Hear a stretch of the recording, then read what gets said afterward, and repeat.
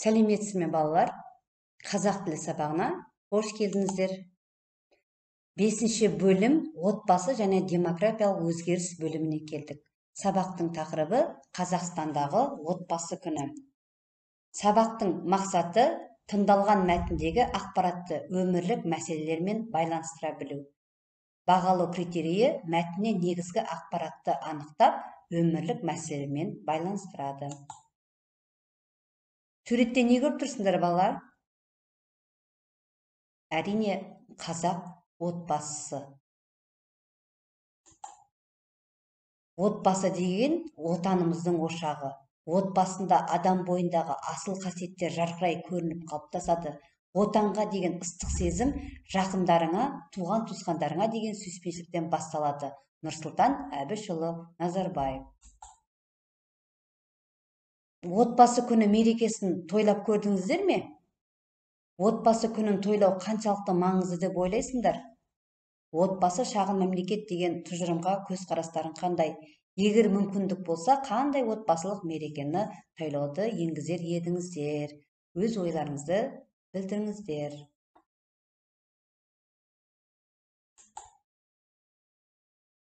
Келесі тапсырма, екінші тапсырма.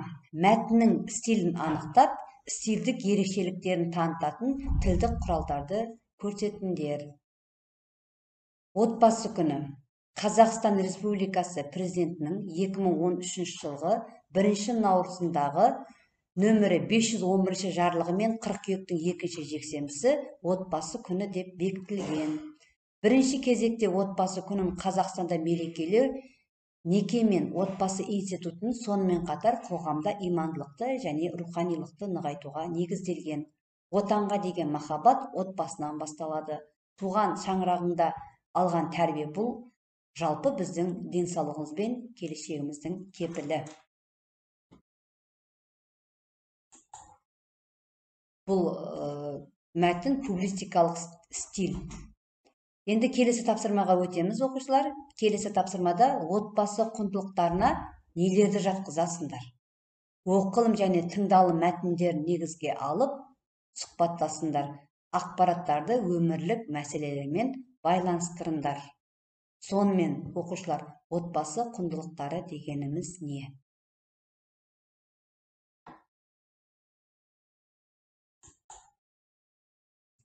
Әрине, отбасы құндылықтары дегеніміз ынтымақ пен ауызбіршілік, денсаулық пен байлық, махаббат пен сүйіспеншілік, отбасы мүшелері, қамқорлық пен мейірімділік, татулық пен достық.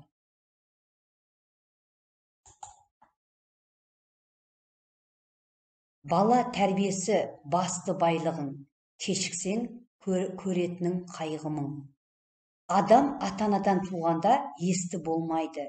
Естіп, көріп, ұстап, татып ескерсе, дүниедегі жақсы, жасанды таниды дағы, сондайдан білгені, көргені көп болған адам білімді болады.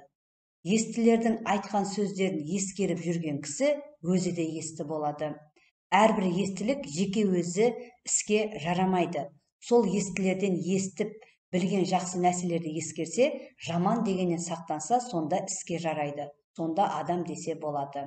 Абай Құнанбаев. Ата-ана баланы тәрбиелегенде, дәл өзінде етіп тәрбиелеуге тырыспау керек. Олар баланы өзінен де күшті етіп тәрбиелеуі тиіс. Өйткені олардың заманы ата-анасының өмір сүріп отырған заманына қарағанда әлдеқайда күрделі, талабы жоғары болатынын ұмытпаған жөн. Мағжан Жұмабаев. Баланы ұлша тәрбиелесең ұл, құлша тәрбиелесең құл болады дейді Ахмет Байтұрсынов.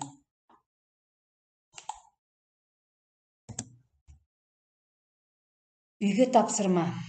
Жоғарыдағы ғибратты сөздерді қатыстырып, отбасыңа арнап, отбасы күнімен құттықтау немесе сырласу хатын жазыңдар.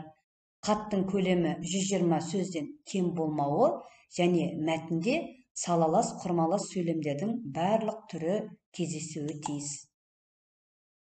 Енді мен сабағымды ұрпақ тәрбиесі ұлт болашағы, адамның адамшылығы ақыл, ғылым, жақсы ата, жақсы ана, жақсы құрбы жақсы ұстаздан болады деген Абай Құнанбаевтың сөзімен сабағымды аяқтағым келеді.